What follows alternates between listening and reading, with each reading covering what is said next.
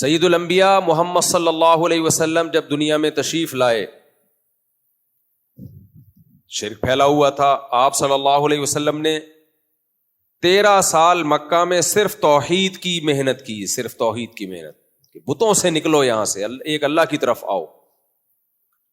عقیدے کو درست کرنے کی محنت کی. موت کے بعد دوبارہ زندگی ہے. تمام پیغمبروں میں جو کامن دعوت ہے نا، توحید اور اس کے لوازمات میں پھر اللہ کی ساری باتوں کو ماننا، اس میں موت کے بعد کی زندگی. اچھا، یہ تمام دعوتیں سیکولر اور لبرل لوگوں کی نہیں ہوتی، یہ یونیورسٹیوں کی، کالجز کی دعوتیں نہیں ہیں. سمجھ رہے ہو کہ نہیں سمجھ رہے؟ ابھی سمجھ لو ورنہ اچھے بھی سمجھ جائیں گے آپ کے مرنے کے بعد. ابھی سمجھ گئے، سستے میں سمجھا رہا ہوں آپ کو بغیر پیسے لیے، ورنہ مرنے کے بعد جب فرشتے سمجھائیں گے تو تھوڑا مہنگا، ریٹ زیادہ ہے اس کے. فرشتے یہ سب باتیں سمجھا دیں گے لیکن ریٹ کیا ہے؟ زیادہ ہے. وہ ریٹ یہ ہے کہ طبیعت سے دھلائی ہوگی، اس کے بعد ہم سب کے اچھے بھی سمجھ جائیں گے. یہ میں نہیں کہہ رہا بھائی، اللہ کہہ رہا ہے کہ جب موت کا وقت آئے گا نا تو فلا انصاب بینہم یومئذ ولا یتساءلون، اللہ کہہ رہے ہیں پھر کوئی کام نہیں آئے گا اور پھر ایڑیاں رگڑو گے. رب ارجعون لعلی اعمل صالحا، اے اللہ مجھے ایک تھوڑی سی مہلت دے دے، میں واپس چلا جاؤں تاکہ میں نیک اعمال کروں. میں جو تیرے پیغمبروں کی باتوں پہ یقین نہیں کر رہا تھا، میں نے سائنس اور ٹیکنالوجی کو اپنا باپ بنا دیا تھا. ہر چیز سائنسدانوں سے پوچھوں گا میں، جو سائنسدانوں سے پوچھنے کی چیز نہیں بھی ہے وہ بھی کس سے پوچھوں گا؟ سائنسدانوں سے.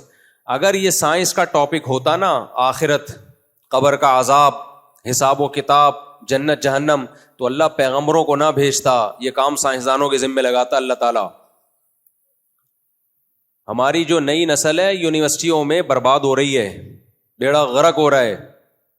کل ایک مولوی صاحب کا کلپ نظر سے گزرا، وہ کہتے ہیں کہ میری بچی کو میں نے بھیجا کالج پڑھنے کے لیے، پہلے دن ہی آ کے کہتی ہے میں نے برقع اتارنا ہے.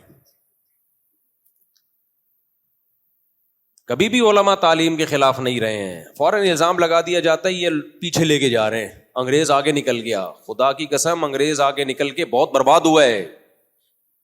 وہ ایک چیز میں آگے نکلا وہ اچھا ہے ٹیکنالوجی میں، لیکن اس کے ساتھ ساتھ جو مذہب سے بغاوت کر کے جہاں پہنچا ہوا ہے وہ تو بہت خطرناک ہے.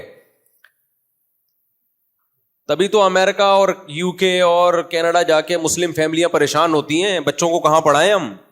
ان کو پتہ ہے انگریز کی دوڑ میں ہم شریک ہو گئے تو ہمارا جیسے ان کا بیڑا غرق، ہمارا بھی بیڑا غرق. پریشان کیوں ہوتے ہیں؟ ورنہ پریشان تھوڑی ہوتے. کہتے ہیں زبردست، یہاں تو ہمارا بچہ جا رہا ہے اسکول اور گورے کے ساتھ ساتھ وہ بھی چاند پہ پہنچنے کی باتیں کر رہا ہے.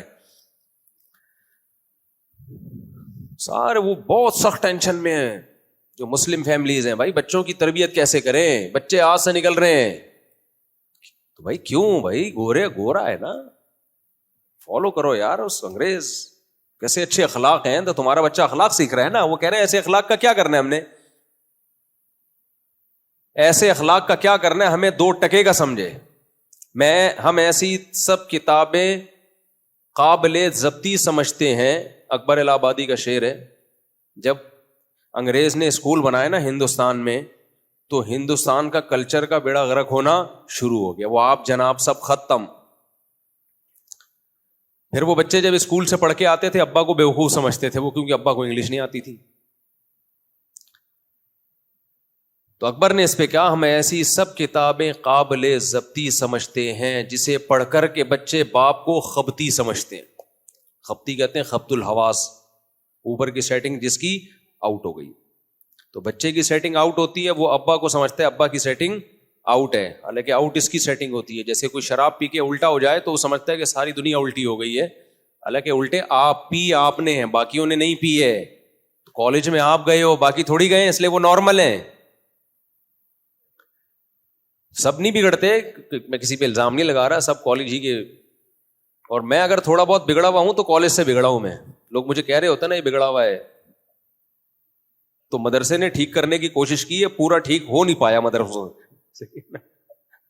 تو اس لیے اگر مجھے کوئی بگڑا ہوا مانتا ہے نا تو اس بگڑے پن کی نسبت مدرسے کی طرف نہ کیا کرے، کالج کی طرف کر دیا کرے. وہ جو مفتی صاحب نے 2 سال کالج میں گزار دیے، سارا وہیں کا بگڑا پن آیا.